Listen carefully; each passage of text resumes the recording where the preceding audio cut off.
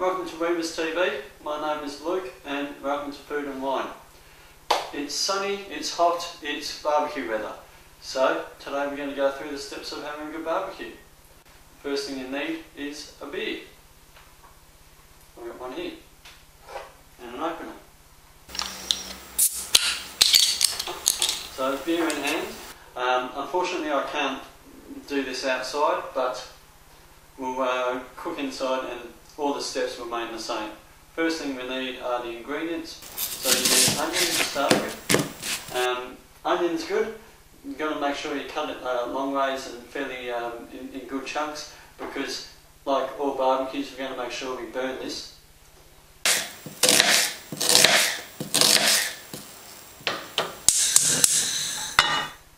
So I've got the pan going. You should use your hot plate. Put in some oil.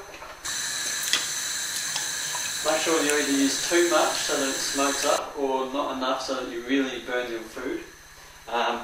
Then we, like I said, we want to make sure we burn these onions because that's barbecue. So we get these on straight away.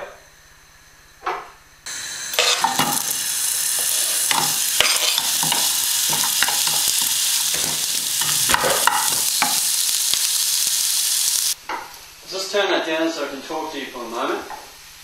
Barbecue is all about standing around and chatting to your friends, so you want to pay as little attention to the food as possible. In fact, you're going to have a lot of freeloaders there, so you want to pay as little money for the food as possible. Cheapest sausages you can get, just a little bit of onion and really cheap bread. That's what you need. Sausages I've got listed as being 54% meat. The rest of it, I believe, is just the gut lining and sawdust and some water. Really what you want to do with budgeting for your barbecue is think about how much your friends are worth, compare that to how much you'd spend going to a football game, and then budget accordingly. In this case, about £5.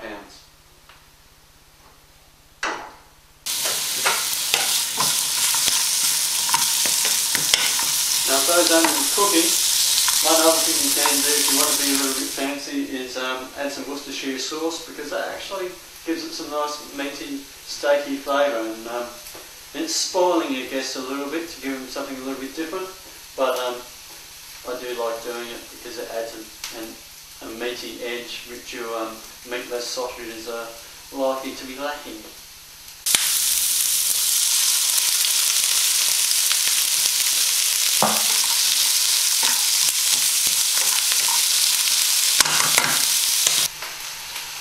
One other thing about adding Worcestershire sauce to the pan or hot plate will be that it's very hard to clean off later, which is always part of leaving a big mess behind when you have a barbecue.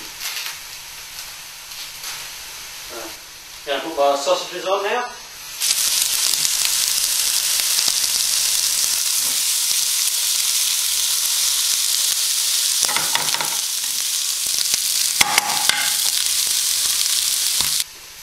Now I've got that going, ideally you push them around for a little bit, chat to some friends, then forget that you've been cooking anything because you've either rickets fallen in the cricket or you've found something more interesting to do, like change a CD or a tune on the iPod, and walk away from the meal.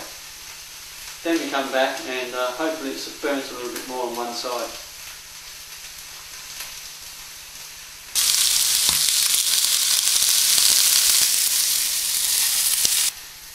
There we go. That's perfect. Nice little burn to one side, so you'll have a little bit of a domestic argument about not being able to cook a barbecue.